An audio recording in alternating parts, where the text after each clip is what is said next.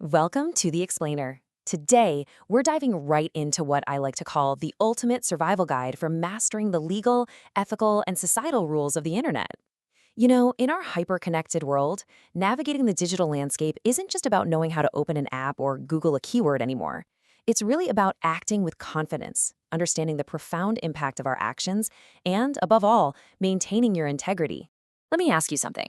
Have you ever grabbed a copyrighted image for a school or work project without actually getting permission? Or maybe you've been scrolling through a comment section and watched a simple disagreement suddenly explode into full-blown cyberbullying? Well, these aren't just hypothetical what-ifs. They're common digital dilemmas that are happening literally every single second. So here's our roadmap for today's journey. We're going to cover navigating the digital world, protecting original ideas, the rules of Netiquette, overcoming digital dangers, and finally, building your virtual self. Let's get into it. Section 1. Navigating the digital world. Understanding the core dimensions. Moving right along to Section 2, Protecting Original Ideas, the laws of the digital land. 50. That is a massive number, right? Under the Intellectual Property Office of the Philippines, copyright protection doesn't just evaporate when a creator moves on to another project, or even when they pass away. Nope. It lasts for the creator's entire life, plus an astonishing 50 years after their death. To put that into perspective, that's half a century of legal protection ensuring that original works stay totally under the control of the creator's estate. It's a real game changer for protecting ideas. And that brings us to a really fascinating contrast between your financial rights and your personal rights. On one hand, we have economic rights. These guarantee compensation and royalties when other people use a creator's work. Think about the massive royalties the song Happy Birthday used to generate when it was copyrighted by Warner/Chappell Music. On the other hand, we have moral rights. These protect the deeply personal connection between the creator and their work, making sure proper attribution is given no matter what. It's the whole shebang of protecting both your wallet and your reputation. But what happens when people just ignore those rights? Maybe out of negligence, or maybe they just don't know any better. Well, there are three main faces of plagiarism, when we use someone else's words without credit. First up, academic plagiarism. This is where students copy texts and run the very real risk of failing grades or even expulsion. Second is journalistic plagiarism, which can literally ruin a publication's reputation and destroy a journalist's credibility overnight. And third, social media plagiarism. When folks on platforms like Facebook or YouTube steal ideas, it causes immense harm to small, hardworking creators.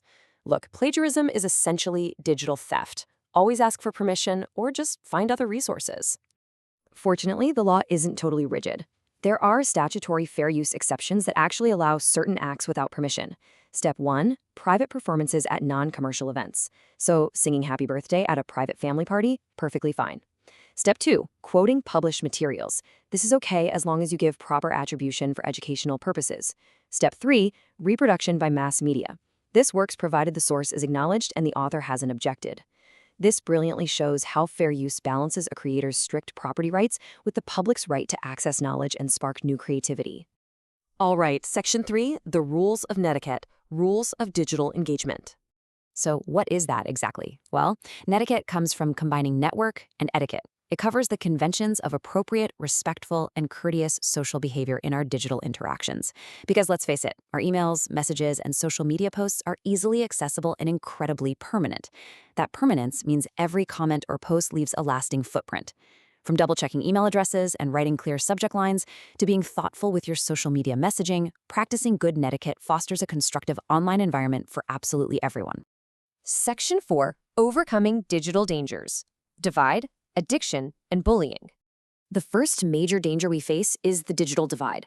This refers to the significant disparities in access to modern information and communication tech. These gaps exist across different demographics, education levels, and regions, and they're mostly widening the gap between affluent and low-income populations. It's tough because this divide dangerously exacerbates inequality, literally blocking access to learning and essential economic skills. But, it is genuinely inspiring to see agencies like the Department of Information and Communications Technology and the Philippine Competition Commission actively working together to build better infrastructure in rural areas to bridge this critical gap. Now, the next danger isn't about lacking access. It's about having far too much of it. Consider this reality. The desire to get connected for fear of missing out already interferes with daily functions and social interactions. That quote hits the nail on the head when it comes to information addiction. It's the compulsive use of technology, to the point where it's not even strange to see someone using two internet devices at the exact same time. I want you to reflect for a quick second. Are your gadgets just tools that serve you? Or have they kind of become the dominating center of your life? The third danger here is cyberbullying. Republic Act No. 10627, which is the Philippines Anti-Bullying Act of 2013, explicitly categorizes cyberbullying as unwelcome, aggressive behavior repeated over time. Because online spaces offer the shield of anonymity, attackers can create severe power imbalances, a dynamic similarly recognized by the U.S. Centers for Disease Control as electronic aggression. The really crucial point here is that governments are actively stepping up to define and punish these actions, ensuring secure learning environments and protecting victims from verbal, emotional, and physical forms of online abuse. And that brings us to Section 5, Building Your Virtual Self, Creating a Responsible Identity. Let's lay out an action plan for your digital life. 1. Follow IP laws and ethics. Always act with honesty. 2. Practice consistent netiquette. 3. Stand firmly against cyberbullying. And 4. Protect the dignity and rights of others. When you make these principles part of your daily habits, you're helping to build a highly supportive online community. A community that values kindness, fairness, and looking out for each other's well-being. A space where you and everyone else can express yourselves freely and safely. We have covered a tremendous amount of ground in this explainer today, from the rigid protections of copyright all the way to the empathy required to bridge the digital divide. But I want to leave you with one final provocative question.